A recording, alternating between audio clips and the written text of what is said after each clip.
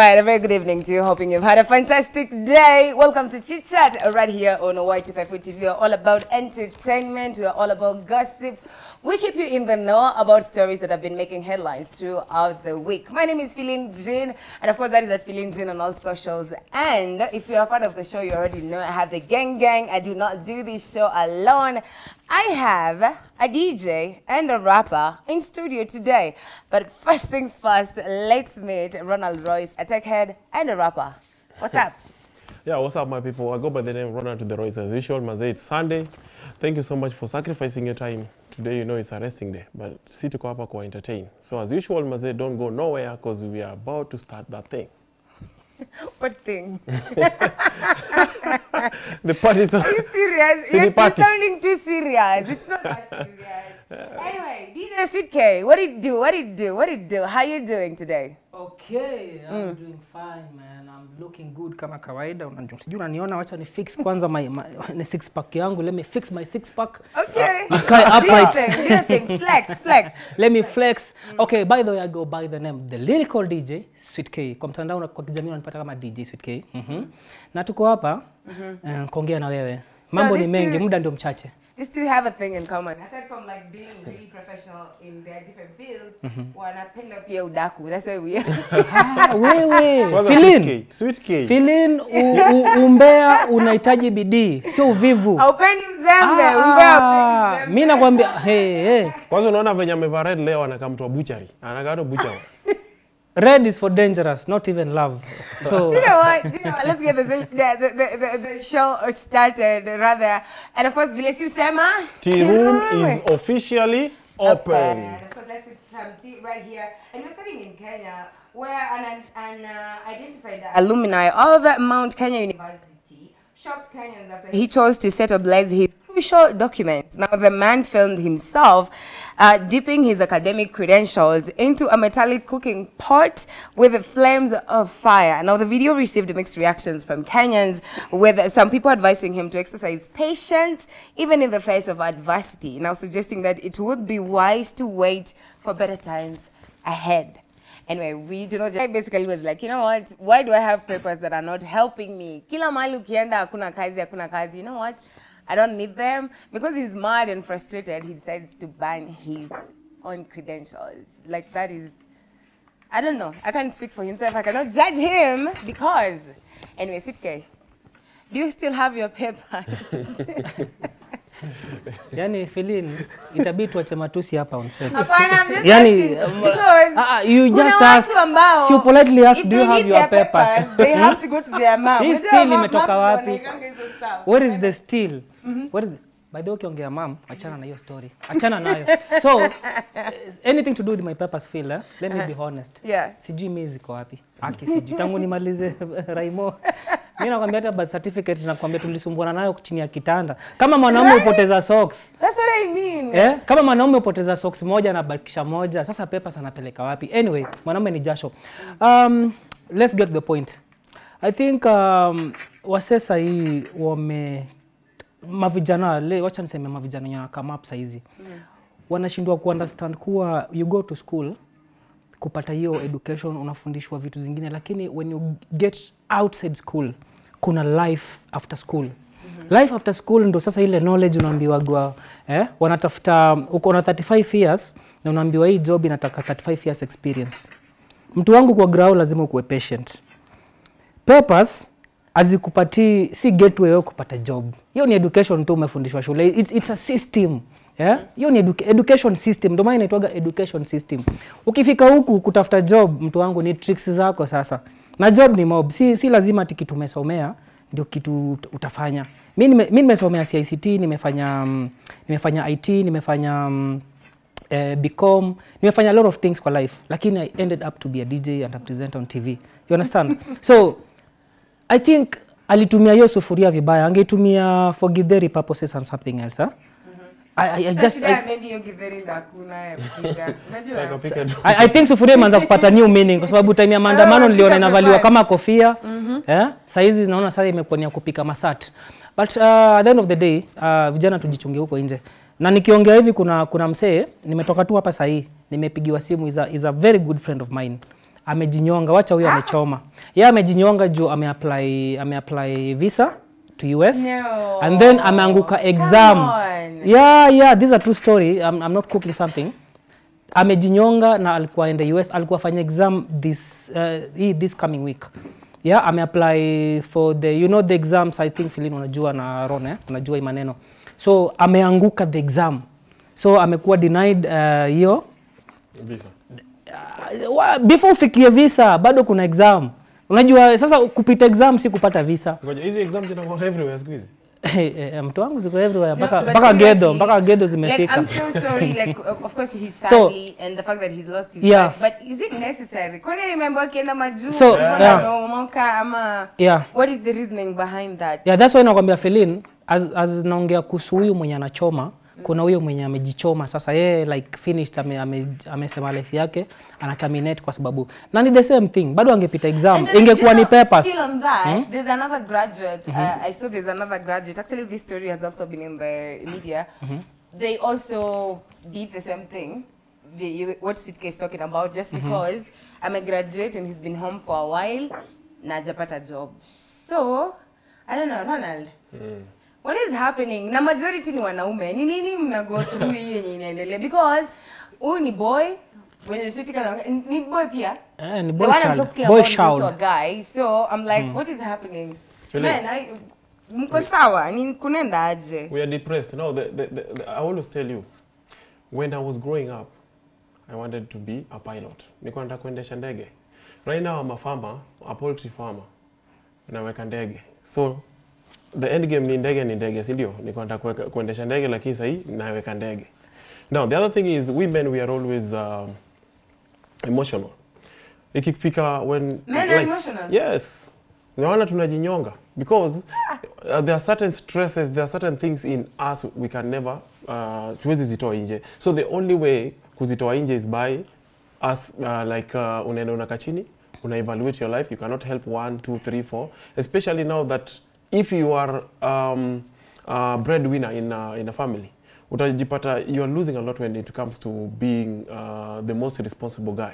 So una job umesoma. But you know that is not the solution though. It's like, not, but you doing that, you're only causing more harm to your family, to your friends. Like you see, you also leave them depressed. There is always a solution. Like, doing that is, I don't think that is the solution. Even though things are thick, mona leo nini kumeshomeka, mona toi kumeshomeka leo still. Like like that is their livelihood. They literally wake up in the morning, you know, hustle yao. Na leo it went up in flames. It's the same thing that has been happening in Gikomba. I'm just wondering, do you think there's someone behind that as well? Is the fires? Because they are not natural. With the Gikomba fires, I think it's or stiff competition in amongst them, the business men and women at Gikomba. Kwa sababu ni kitu imekuwa happen for the longest time. Yeah, I understand. For the longest time. So I think it's not ati kuna kitu behind them, behind it. They are behind it. Mtu anajua umeleta leo stock ya mita 5, so mtaka kumnyorosha, so anaamua usiku tumalize hii maneno. And then pia kuna hizi land issues za Kenya tu za kawaida. Ndio nilienda juzi Gikomba nikaona sijui kuna place imejengwa sijui special for what and what and what. So kuna hizo land issues apart from wale wenye wanakuja tu ku lease and sell. Umeget? So ni mambo mob. Lakini tukirudi huku feel acha niambie watoi huko nje wenye wanamaliza shule, makampo sijui whatever. Nyinyi wote ni watoi. Yeah? Ukifika huko nje, education is not the end of everything. Kipchoge sidhani kama anatumiaga papers zake win the Ineos challenge. Sidhani kama Elon Musk ako na hizo papers za kufikisha kutengeneza hizo Tesla. Sidhani kama Bill Gates ako so smart enough kutengeneza Microsoft Office za computer zote. Ni watu wanafanya hiyo job. And you can do that. Papers haziwezi kupeleka mahali, but papers zinakufikisha mahali. I remember there's someone who said this. Like alikuwa na unaona shule wale mnakwanga walikuwa naita list 2 za wale wenye top 5, actually top 3, alafu kuna wale wa kuvuta mkia pia top 3. Sasa alikuwa ule top 3 wale the last 3. So akajuanga tu hisi kitu yangu ile tu wazazi wanamforce aende shule. So he did it, went to school, finished at Kennedy from 4 kamaliza. But by the time he was getting his E, he was very comfortable with his E. Because already alikuwa ashaanza kujipanga kilife. Tanyi mnakaa home mnangoja muite kampo muende, you go 4 years, 5 years, wengine even 7 years. By the time mnamaliza mkitafuta job, alianza kujipanga mapema akijua education will not be his way out. So by the time unamaliza unaanza kutafuta job, ndio sana kuandika kazi. You already established. You get. So like I don't think we should like make such a big fuss with education, especially right now in the era of content creation. Kila mtu anaweka content and everything is content. Feline, I think the problem do is that. The problem is our system of education. Remember when you were growing up, the motto everywhere was education is the key to success. But that is no longer the case though. I know. Right now, if you look at the CBC, we are trying to nurture our kids so that whatever talent they have, it's something that can sprout out of them. They let them use the talent to be able to prosper in life. Yeah. Other than education. That's why in most cases, the content creation, if you see the people who are doing agriculture, anyone who is doing maybe rapping and the DJing, you see everybody's trying out something new. So not the usual, you're supposed to be a lawyer, supposed to be a pilot, you're supposed to be. So we are trying out new things other than the norm. During our times, when we were growing up, you remember our fathers used to beat us. Tulikuwa tunachapa ukianguka maths. Hiyo siku sijui utalala kwa jirani ama ulale tu nje, because it used to be war. They used to have this notion that usipopita, then you're also failing in life. You failed. Yeah. But that is no longer the case. Like, I'm so sorry to the families that have been affected by that, by the way. And kwa hiyo comrade maze, I don't know, like, ipo siku, ama niaje? Yeah, ipo siku. Itajipa. Like, just keep, don't lose faith. And we move on to another story. And rapper Chiomio's mother, Aimar Sakwa, recently notified the police of online threats Hassan has received just weeks after he was robbed at gunpoint. In a now deleted tweet, an unidentified individual fiercely threatened the rapper's life. Now, Aimar also expressed worry about the prevailing insecurity in their neighborhood and emphasized that they had reported the issue to Tasia police station. For those who do not know Chiomio and you're wondering who we're talking about, we have a video of just him doing his thing. And of course, we also had a photo of that tweet we are talking about. Let's have a look. Yeah, people think, okay, there's a guy I hosted a while back and he was talking about each time Naniel Kwame shootiwa. This rapper, Kanakina Offset, I don't know, what's his name? Takeoff, right? Takeoff. And we're talking about, like, in the States, if a rapper tells you they're going to shoot you, they will shoot you. After Kenya, you just sing for the sake of it. Like, when I say, oh, I will kill you, but you don't actually mean it. So, I was reading some comments and guys are like, Chiomio mbona umeanza kuwa snitch? Why are you snitching at you're running to the police, you know? And why are you running to the police? You're becoming a snitch at unaimbanga, like, you know, 1 and 2 things, whatever. So, what's your take on that? Like, you know, he was clearly being threatened. I was saying, like, they tweeted that. They deleted the tweet, yes, but the mom has it on her IG page. So, I don't know. What do you think about that, CK? Yo, trio mio. That's a joke. What is that? Let's talk about all this situation. I think we are not in that era yet. Tunakumbuka ma 19 something, ma 2000 wakina Tupac wakisplash na wakina B.I.G wakikuwa na hizo ma pressure za you have done that, now we'll have to do this. Hizo ma East Coast na West Coast beef. I think Ron unaelewa hiyo maneno juu wewe ni rapper. Shida ya kukuwa star, it comes with consequences. Kitu ya kwanza, safety yako muhimu. Place unaishi. Hood yako. Jogi kwa star mtu wangu, whether uko na do ama hauna. Nobody cares. Ni kila mtu anajua uko na do. Sasa kama nasikia alikula pesa ya mchango, sijui ni mchango ya nini. But pesa tei. So ukichanga na maboys kuwa loyal, kuwa loyal na gang yako mtu wangu. Mkichanga usipite na pesa ya kamati. But that's just a later moment. I think kama mama ko worried na Chiomio pia ni mse anafaa kukuwa amekuwa tu poa place fulani. Na Chiomio ni one of the artists nimeona akifanya shows zenye I cannot guess out. Analipwa poa. Chiomio analipwa poa. Cause ni one of the artists nimemrate. Watu wamemcompare na Isa na anafanya kazi yake legit. So mom, wherever you watch the show, please take your son out of Tasia. Tafuta nyumba place yenye mko so much confidential kwa sababu the streets out there doesn't understand huyo ni Chiomio, amuna pesa ama amjakuwa na show for 2 months. The streets understand Triomio ame mess up, watapita naye kwa sababu wana believe yeye ni star na labda kitu kidogo tu akifanya wana believe yes, see human being. People see celebrity like a god. Yeah? Let me put like a god somewhere. Wana believe haezi mess. So vitu kama hizi ufikia maselebu wengi wanajipata kwa ngori kwa sababu people believe celeb hafai kumess. So kama Triomio mess kama yeye, unajua pia Triomio ni mdogo anaweza kuwa mess labda anaweza kuwa mess hata na amenokiwa na dem jirani hapo hivyo na labda alikuwa ni dem ya mbogi. Alafu aletewe shida, you know. So vitu kama hizo happen. So I think Philly, no? What do you think about that? Especially the fact that the man is insisting. Tria alikuwa robbed the other day at gunpoint. Alibiwa, and then the mom spoke about that. Alafu just a few weeks after that, then these guys threatening to unalive him. Imagine that. I know, but Triomio is just being stubborn.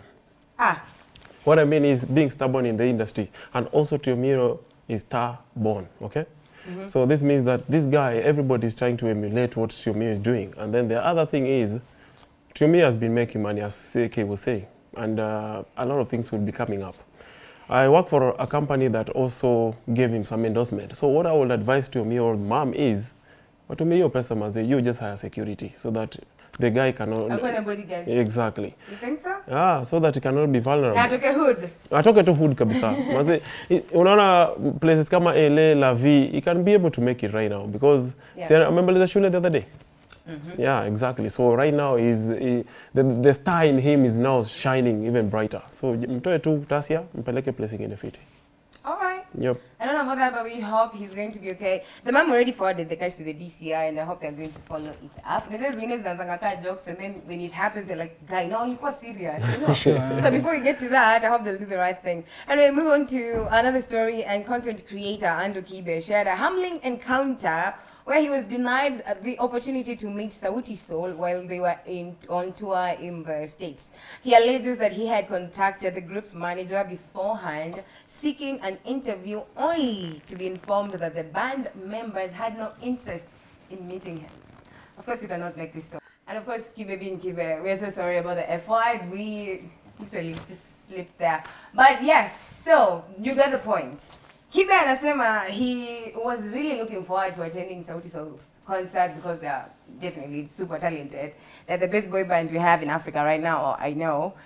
Alafu, he tried really hard. I think he spent like a lot of money on tickets, you know, on the plane, a lot of hours, left everything. Kwenda kuona wase, anasema yeye alikuwa anajua ni big deal, yeah? They know who Kibe is. And then they're like, Kibe who? Kibe what? Kibe, nah. Kibe bye, no, we don't want to see him. So I just said, Pembe ama Kibe is just too entitled. What are we thinking? Sweet guy. Oh, Kife all day, every day. I think, unajua Kibe upenda kuingilia sana mademu. Na labda Sauti Sol juu walikuwa wanafanya gender balancing in the recent past, walikuwa wanafanya gender balancing.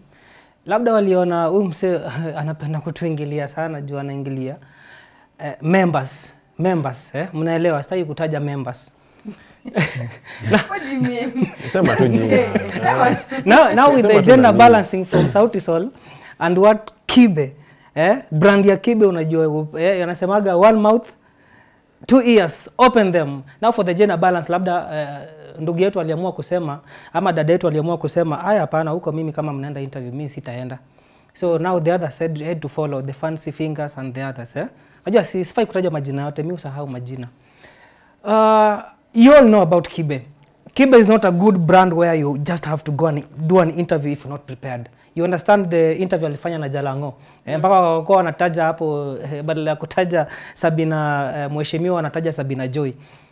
Kibe can destroy your brand in 1 second.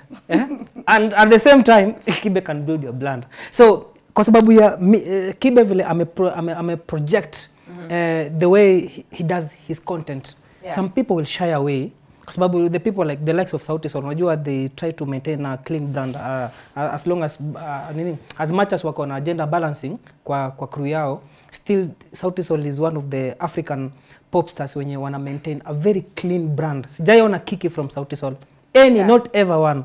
So when you go to Kibe's interview, you have to be prepared for some awkward questions, you know. So labda ndo maana walihepa. Unajua pia manager lazima haezi choma. Na sasa hiyo wanafanya US tour, yeah. Do you think maybe the manager didn't even tell Sauti Sol? Labda manager aliambiwa na akasema uni nani, like mimi simtambui, like, you know. And when they shout out to Sauti Sol, they said they have not broken up. Initially, according to the statement they gave out, ilikuwa inakani kama they have broken up, but they're like, they cleared the air and said they're just going on a short hiatus. They're going to take some time off to focus on personal projects, and they'll reconnect pretty soon, but they're not broken up. Also yesterday, they walifanya ile kitu kama wao being Sauti Sol at the Stanbic Boys to Men event. Hapo tu. Sona najua ni wapi, si mbali sana. Very, you know. But anyway, yeah, Ron, talk to us about that. Kife being Kife kama kawaida. CK ameweka vipoa sana. Kife is someone who can make a brand or destroy it. But in this case, I think amepata wall. Because, you know, Sauti Sol is a brand that was built ever since hata Kife hakukuwa anajulikana. Kife by then kina Sauti Sol wakiimba the kahawa thing. I think Kife ndo What's the kahawa thing? Nikupeleke Java mwenyewe kahawa, you remember? Yeah. I think Kife bado alikuwa pastor by then. So this time round amepata mtu mwenye amejibuild, watu wenye wameweka mizizi, wameweka foundation. He can never destroy these guys because Sauti Sol is a name and a brand that has made itself. Yeah. So him being denied, asisikie vibaya. Unajua if you asikie vibaya na huko kwao. Anasikia vibaya na huko. Mtu akikukataa usisikie vibaya. Wewe chukua tu roho safi. So basically unasema dawa ya kibe ni Sauti Sol. Hiyo tu amepata macho yake. Ama ni nyako. Dawa ya kibe ni nyako ama ni Sauti Sol, by the way, because you know who nyako is, right? Amepata macho yake. Nyako can destroy anybody in a matter of a second. I think kuna watu wamezaliwa tu destroyers. I think these people should be sent one day in Afghanistan to do something. Kibe na nyako, but they were going up against each other kwa Twitter. Kulikuwa kumwaka, not Twitter rather, TikTok. Kulikuwa kumwaka moto. Nyako right now, by the way, she had a very important message that I think everybody needs actually to just like listen to. Nyako alisema right now with the way things are, uchumi ni mbaya. Aina you have like millions zinaozea tu kwa bank, they're just sitting pretty, zinangoja siku utazihitaji, you know. And people are suffering. Like she was literally crying. Unajua ndio ufanye Nyako aliye si kawaida. Nyako was in tears. Akisema like this is not the Kenya she left. Like people are really suffering. Kuna watu hawana food. Like people go for days without eating. Do you know that? It's bad. Akasema like right now you're supposed to be a brother's keeper. Like just take care of who you can. Like uko na do saidia. Like help a neighbor, help a friend, help someone hata feeling. Yeah. Okay. Just go ahead. Nikukata kidogo. Now that Nyako amefika huko akasema anafaa kuwa brothers, we have to be brothers keepers. Notice hiyo. Yeye wakati alikuwa na date ule jamaa wake ako CRB ya US, akimwambia helicopter na choppers and everything akimpick. Hakuona huyu mzee ako kwa CRB amuokoe. Ama juu sasa ameona sisi tuna demand sana. Food for people. Unaona? Juzi alikuwa super and she paid for a lot of people. Alikuwa anakuambia ukote unga 4 kg na 2 kg sugar. Like she did that in the supermarket for a lot of people. Hiyo ni content creation. Kulikuwa na kamera? Kama kawaida. Kulikuwa na kamera? Naona Philip aliona. Yeah, you know anytime. Okay, sisemi keeping the camera home. People say if you are helping, keep the cameras home. Sisemi that you have to keep the cameras home. But nowadays, people do it for the cameras. This is the thing. She was live on TikTok. Alikuwa ameenda kufanya shopping yake. And then this person had approached her. Akasema unaweza nibaia. Unajua vile tu unaweza enda ulize because you're on TikTok, I know you, I follow you. Nikwambia si uko hata uko live, nikwambia si unilipie hii. Alafu useme sawa. Alafu pia mwenye kwa nyuma yake aseme na mimi, alafu aseme sawa. Nyinyi wote kila mtu basi aokote hivi na hivi na hivi. Na kazima kamera. Why would she do that? She was already live. She was like, okay, now angeanza live yake wanunua alafu walipe. That's content. But I'm thinking, Ron, you had something to say. Yeah, what I was saying, mazee unajua sahi unga ni 250, 2 kg. Alafu 2 kg ya sukari ni punch. So that means if you have 1,000 shillings, you only get 2 things. So just remember, hata kama tunaambia be a brother's keeper, mimi mwenyewe siwezi kujiji afford. Keeper mwingine, how will I be able to afford them? Maze maisha ni ngumu, ni hard. Wewe mwenyewe unaweza jisaidia. Mimi mwenyewe siwezi jisaidia na dikena cho siwezi jisaidia. punch plus 250 ni 750. 750. Piriton ni 5 bob, unalala the whole day. Ukiamka uko safe. No, but you guys are bringing jokes to this matter, and it's serious. Me, I'm thinking, by the way, if you're in a position to help, kindly help. By the way, see, sometimes pia mi ukosa, like kuna time hata unaweza niambia nikusaidie na mimi sina, unajua, like for real, I don't have, like I want to help, see, but whatever you want, I also don't have, like, fill in. But I'm just thinking, like, if I'm in a position to, like, I should be able to help, yeah? Philin, I beg your pardon, huh? Let me just argue like this. Nowadays, kuna kitu inaitwa generosity, but nowadays kuna that generosity into content.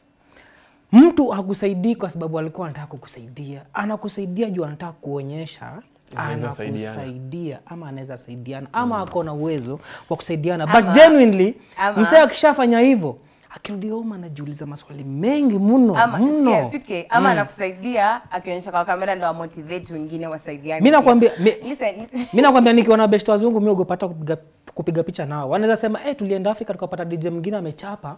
So tumemsaidia. We are going on a break. Anaunga. Let's take a break. We're coming right back. Stay with us. Peke yake.